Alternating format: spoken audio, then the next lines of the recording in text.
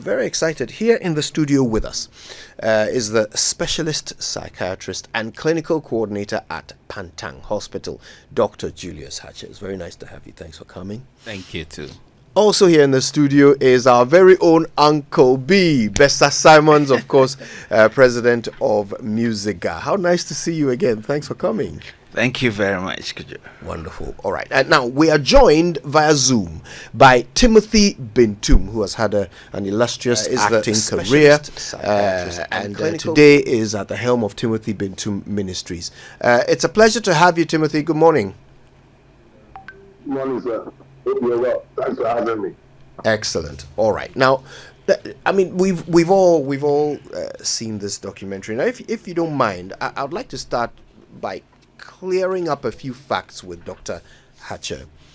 So we talk loosely about this concept of addiction, but there is some very clear difference, isn't there, between using a drug and being addicted to it. Am I right? Yes. So I think you hit the nail right on the head. Addiction is about the latter stages of drug use, and not everybody who uses drugs gets addicted to them. And addiction is not the only disorder or disease that can even result from the use of drugs. People may start experimenting with drugs, have various side effects. Some take it and they vomit profusely, have some bad abdominal pain, and first time they may just have some weird ideas about life and themselves, which we describe as psychosis. And when they continue to use these things or these drugs, that is when they get to the stage or the level that we would call they become dependent on these substances. And so in the normal or everyday terms, we'll say they are addicted to that particular drug. Yeah, so addiction is not it develops over time. An individual may have the preponderance or the likelihood to develop addiction, but it does not necessarily mean that the first time that they take the drug, then we say they are addicted to the drug. Right. Yeah. Now you mentioned the fact that there are other disorders and diseases, if you will, that could come from the use of drugs of all kinds. Tell us about some of these other disorders. Yes. So the use of drugs, like I've already mentioned, can lead an individual to get intoxication. Now, some of the intoxication symptoms are what I mentioned earlier on, like the vomiting, the loss of sense of reality, sometimes abdominal pains here and there. However, there are medical conditions too that can be associated with the use of drugs, and so at that level, we say that the individual is at the level of harmfully using the drug when they become aware of the medical side effects that is given to them. So take a drug like nicotine or cigarettes that people smoke. They may develop some lung conditions, respiratory tract infections here and there, where you get pneumonias, they cough with blood-stained sputum, and sometimes when they smoke for a very long time, they can even develop some lung cancers here and there. Smoking has other effects even on the cardiovascular system, where people develop hypertension and even what we call coronary artery disease, which leads to things like heart attack and so on and so forth. So these are just to mention a few. Right. It's even worse when it comes to drugs like alcohol. Alcohol can cause liver damage and cause what we call liver failure. Right. Alcohol can irritate the lining of your stomach, and you can continue to have repeated abdominal pains, which we in medical parlance may call gastritis. Right. So it's not everybody who is having regular or frequent abdominal pain who is necessarily having an ulcer. Sometimes it's because of some of these drugs of abuse that they are having these side effects, you know. We'll come back to you in a bit and learn about the effect of these drugs on the mind. But before that, Uncle B, one of the interesting observations is that creatives are the ones we tend to hear more of when it comes to issues of addiction. We don't hear about as many teachers being addicted to drugs. We don't hear about as many police officers or nurses. Creatives tend to make the headlines for this kind of thing. Is there a reason for that? Is there something about the work you do that makes it easier for these abuses to happen? Thank you. I think creatives get introduced to such drugs easily. You know, people and most creatives are very affable, and so you can approach them. And you know, people who do drugs and sell drugs love music, so they will always come to musicians. And I think that is why you see some of them falling for it. Yeah, and by the time most people realize that it's an illusion, they are deep into it, and snapping out of it, I don't think is that easy than, you know, getting into it. And I think that is why you hear so many creatives doing that. I mean, I also think, for me, when I was growing up, straight away you see someone walking on the street looking very shabby, and then they will say, oh, this guy, you know, he smoked weed and, you know, lost his senses, and that is why he's behaving like that. And so you tell yourself, I would never like to be like this one, you know. And also, most of the musicians that I know will think about their family name. I will not disgrace my family, you know, by, you know, getting into drugs. And I mean, in my case, this is what it is. I mean, I've seen more than, you know, my parents did all over the world. And I always say to myself when I say it, what will my parents say or do if I get into this and I get into such a state? And I bring a shame to the whole family. So I think your background and how, you know, strong your feet is on the ground also, you know, plays a role. Helps. But I mean, sometimes people will be playing on the stage and people will come and dash them drugs on the stage, you know. So if we're a little bit loose, then you get into it. Yeah, I mean, you make an important point. There seems to be so much of it around backstage, you know, on the set of, you know, movies, and there just seems to be so much access to illegal substances. You talk about how performers tend to be affable, and so these, you know, people who peddle these things find comfort around them. But I mean, is there something that organizations like MUSIGA and other representative groups of creatives can do to perhaps protect, you know, creatives from these influences? I think that there's a lot, you know, like an organization like MUSIGA can do, because we are at the same time there to protect the welfare and well-being of musicians. I mean, just quite recently we had a free health screening, realizing that, you know, musicians normally don't go for checkups.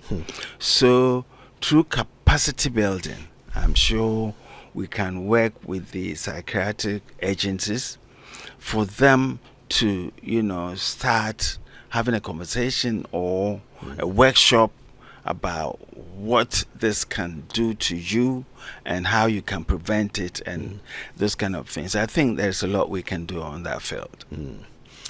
Timothy Bentum is an actor. I mean, he admits quite openly that for over a decade he was quite heavily addicted to cocaine, and for about half a decade, for about 5 years, he was also addicted to weed. Timothy, thank you for joining us. Now, we heard in the documentary how some creatives see these drugs as a means to boost their creativity, to sort of unlock another level in their creative process, in their mental abilities. Did you ever experience that? Was that ever a motivation for you at the time you were hooked on these drugs?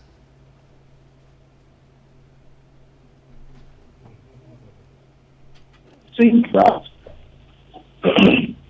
well, I know that my journey with drugs wasn't necessarily as a deficiency in support. I think it was just the want for adventure. But getting to know these people by and large, I found that there's a heavy deficiency of love primarily. A heavy deficiency of support. Not necessarily financial. I'm talking about support that's family support from people you really care about. Okay. What actually does happen is that people begin staying in the ghetto some more, because when they start doing these things, when they come home, everybody's sung in their company, or everybody's down with their clubbing, and then all the love they get to the ghetto. And so when they go back there, everybody out there is Babylon, all kinds of things. So everybody in the ghetto is like a family. And for me, I think that the biggest driver of addictions is the lack of the family system. The lack of adequate support structures from home. Yes, there's that bit that says it feeds your creativity and makes you better at turning out lines or bars or act better or be a better presenter or MC. Yes, I agree to an extent, and that's what's being peddled out there.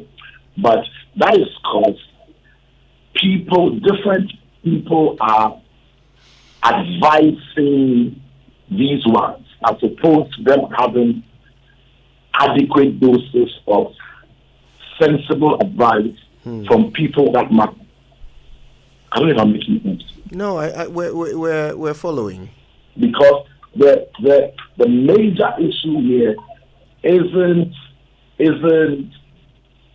a deficiency in the person's own resolve. It's more of a collective degree of external being there. If we are able to strengthen our family systems, believe you me, there will be a very sharp decline in those that are getting introduced to these things and those that are sitting on these things. The best kind of, for me, yes, I'm a man of God, of course, I'm going to go to a space, but I mean, specifically, the best kind of rehabilitation is love. First, love. Let them understand that listen, you're still loved once they get there. But before they get in, we make the arts come across as, if you want to be a rapper, you're not serious in life. If you want to, you're not serious.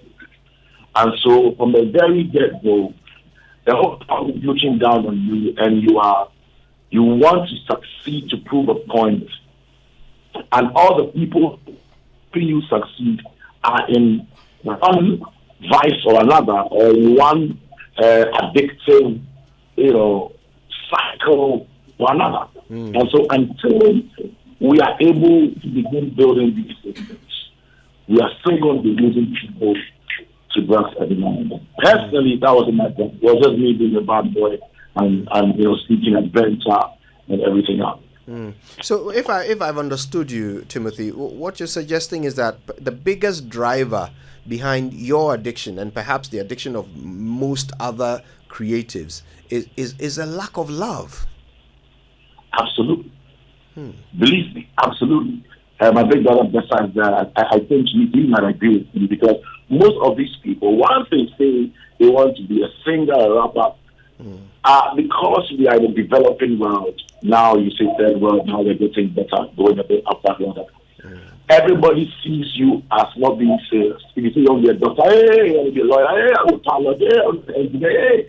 But when you say I want to be a poet, I want to be an art, I want to sing. I mean, artists without the E, artists as in draw. You're seen as should I be serious?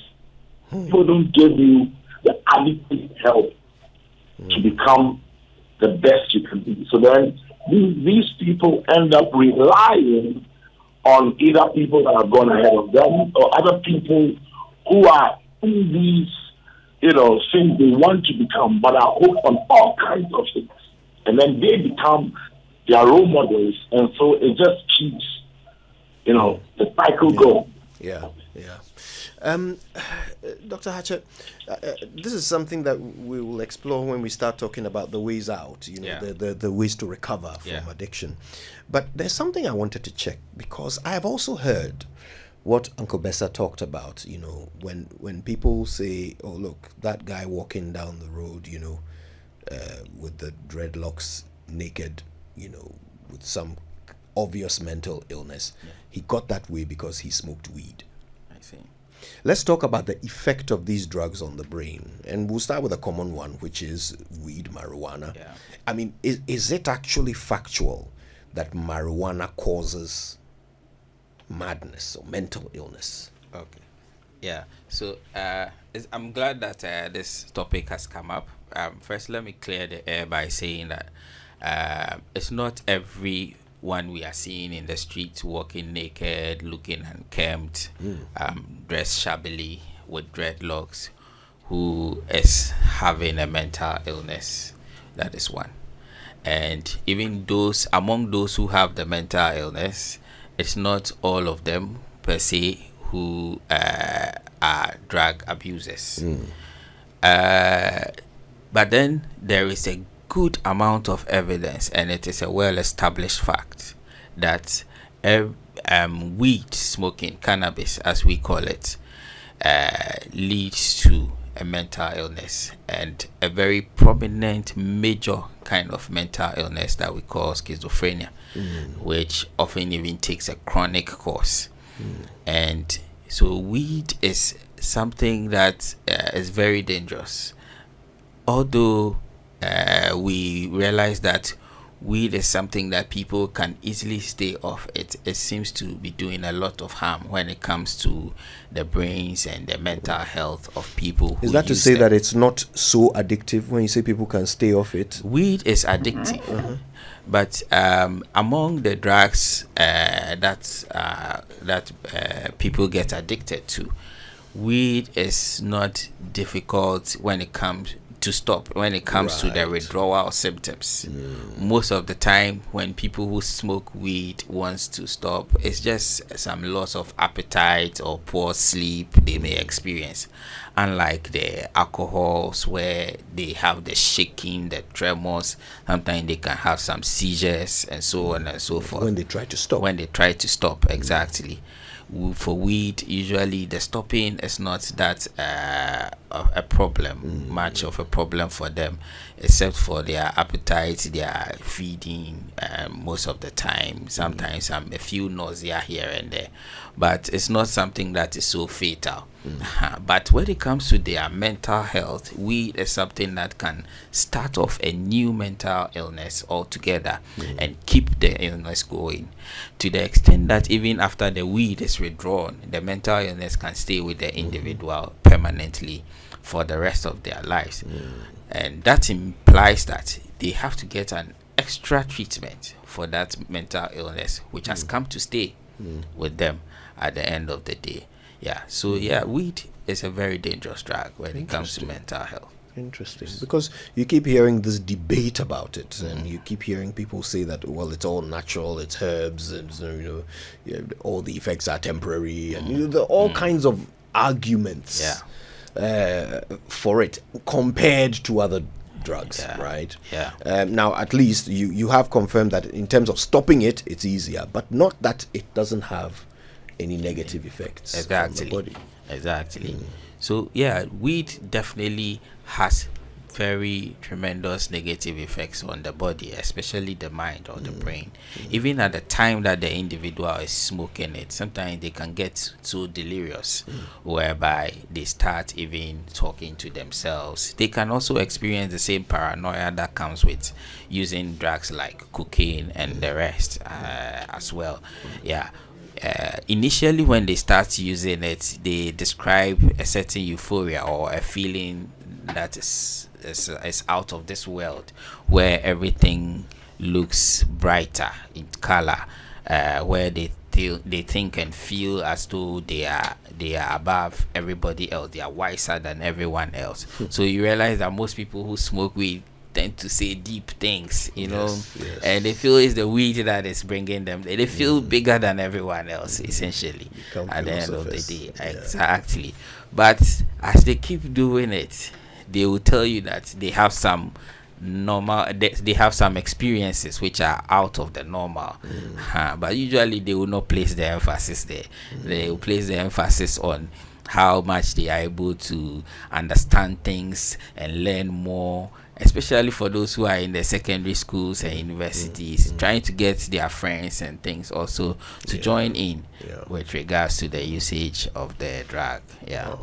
Okay, I want us to start our conversation about recovery with Timothy, because you are a living example of someone who has recovered from addiction. How did you do it? Well, that's interesting. This is where, personally, I don't think I have a clinical explanation for it, because I think that God played a huge role in my overcoming of that particular thing. Because I wasn't just like once a while. It was like every day, wickets and sleepers and everything in between. I've spoken to a few clinical psychologists and all these mental health experts, like my brother Mr. for instance. And my case is strange, because I had no withdrawal symptoms, I had no running nose, no twitches, it was I remember seeing John Janino one morning, and then coming back and then kneeling down in front of my bed and saying, Charlie, I can't do it anymore. You got to help. And then it seems that things happen that helped. But personally, I believe I'll take in that, be brought to a place that can help other people. And so everybody I've helped, I think that it's first admitting that there's a problem for me. Everybody I've spoken to, everybody I've had the opportunity to help, and I've been living, watching examples, is first to admit that there's a problem. And how the saying goes, admitting the problem is 50% of the problem solved. And so while the person admits it, then now we can start some kind of a road to recovery. And for me, it might not be what the doctor would say, but it's been all in one chapter. I get you to, I read particular messages every day. We do some kind of stuff, and you are very accountable to me. Physically, accountability is key. So we agree that you don't lie about all these. So there's heavy accountability. I know where you are at every point in time. I know what you're doing, who you're with, And if for any reason you slip, you come back to moving. Charlie, guess what? And then you start again. The accountability helps. So I keep you with me for as long as possibly possible. When you can't be with me, you're accountable, I'm checking on you. And of course, and then you're flowing in the Jesus fact that makes sure that the Holy Spirit is doing this. But I think that for every recovering addict, there has to be a breaking down, a bringing away of yourself. Because the circle would always introduce whatever, and bring some sort of a nostalgic feel that would want, you to go back. A friend of mine always said, hey, cooking is very dull, it's some, because it gives you like Dr. said, this euphoric, feel. And so the first thing is the Jesus factor. The second thing is breaking down, whatever circle it is, and putting yourself from there. Right. Because then they'll end up rubbing off you the wrong way. And then the third thing is accountability. So once you put this in place, well, like I said, so it's number one is actually establishing that problem. The number two is kicking in with the Jesus factor. Number three is breaking down who your friends are, your regular friends, that you hang out with and do stuff. Then the fourth is making sure that you are always accountable. Right. And that has worked, and a few success cases that have worked. Timothy, let me check this with you. I mean, you were addicted to cocaine for over a decade. Yes. You're saying that when you finally quit, you had no physical effects? Trust me. It's like a miracle. I'm telling you for a fact that I was heavily addicted. I mean, literally sold everything in my father's house. So I was like gone. I actually have a story where I stole a lady's purse in the truck. So it was that gap, and I just knelt and I was from a very religious home. My dad, the pastor, my mom was an even stronger Christian. We pray for hours for me and all that. I knelt down, I said, Lord, I'm dying. And that's the truth. And I didn't have one withdrawal symptom. Everybody I've spoken to says it's not possible. But I know what happened to me, and I'm telling you what. Well, we know for a fact that this will not be the common experience, Doc. No. Yes, we know that most people will go through lots of physical withdrawal symptoms. Exactly. So, I mean, tell us, medically, for someone who has come to that realization that Timothy came to on that fateful day and has decided that this must stop, what's step one? What's step two? How do they climb back out of this hole into the light? Yeah. So, I think Timothy is a very lucky one to have gone through his experience and coming out of withdrawal without any symptom, without any pain. But most of the time, the pain of the withdrawal process is what prevents most addicts from actually seeking the necessary help and submitting to the help. But the thing about that realization, once you get there, once the individual gets to the point where they think, I cannot do it on my own, I need help, is that you need to actively act on that motivation there and then. Once you come to that point, you know that I need help.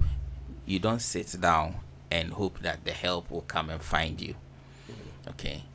Speak to someone who can help you. It can be just your mom or your dad or even a brother who is not into drug abuse.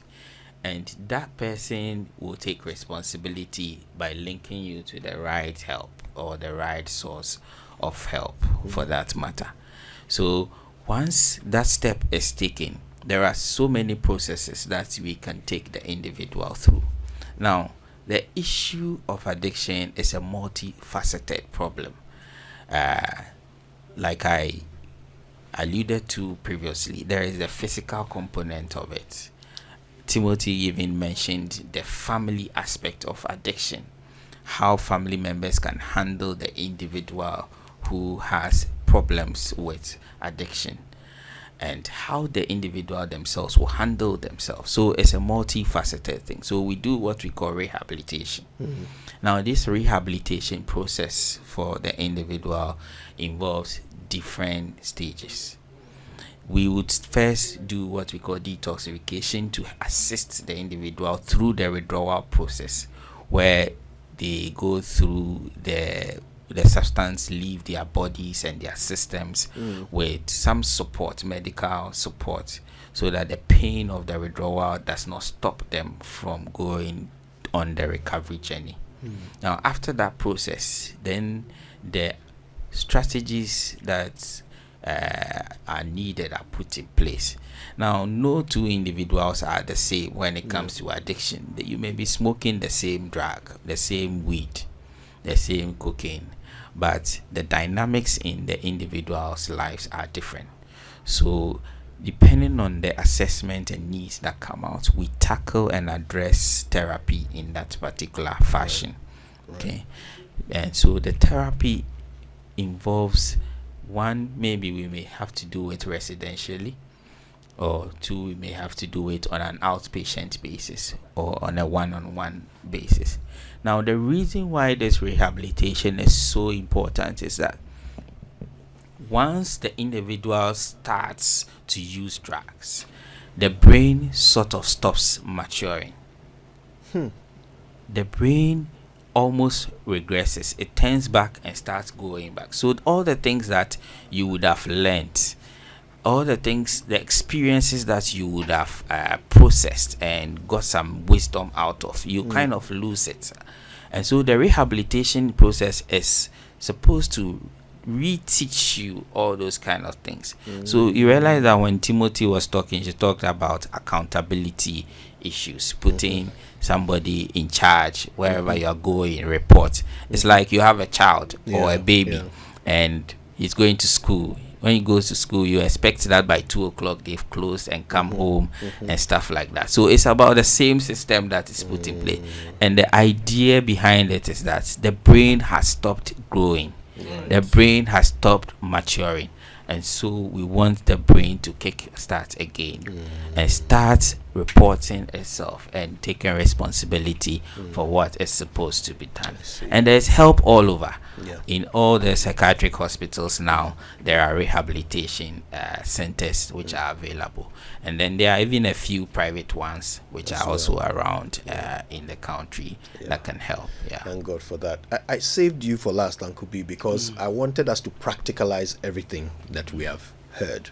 You've talked about how MUSIGA, for example, stands for the welfare of its members, and you want to help. But these are some very sensitive issues, people's health, sensitive on its own. People have cancer, they don't want you to know. How much more mental illness? So how does an organization like MUSIGA bridge that cultural divide and connect with its members to the point where they can trust you and open up to you to the point where you can signpost them to help if they find themselves in addictive situations? Well, I think this documentary is an eye-opener. I haven't seen anything like this before, and the stories that we are hearing calls for concern. And I think we will have to do it. And also, MUSIGA, we cover all the regions. So quite recently, I remember some of the workshops we did. We sent it to other regions and they did the same thing. So I think we can work on this and try to have a workshop that will also deter the young ones, from getting involved in such illusions. I call them as an illusion because they are not real. But once you fall into it, because music itself is a drug. Once you are playing music, it gets to a point when people start hailing you. Even people see you on the road and they know you, you don't know them. You can easily become addicted to that hype, and you become untouchable. So you think everything you do is the right one and other people are. So I think we are going to work on it, and we cannot do this without the experts like my brother here.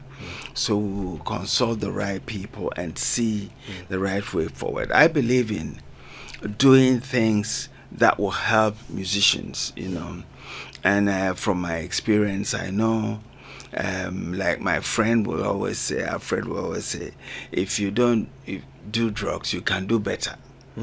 You know, but the moment the minds get into that drive that I'm doing better than those who don't do drugs, then you are in trouble. Yeah. So I want musicians to start thinking about this, that, you know, when you think the drugs are enhancing your production, it's just an illusion, and you can do better without it.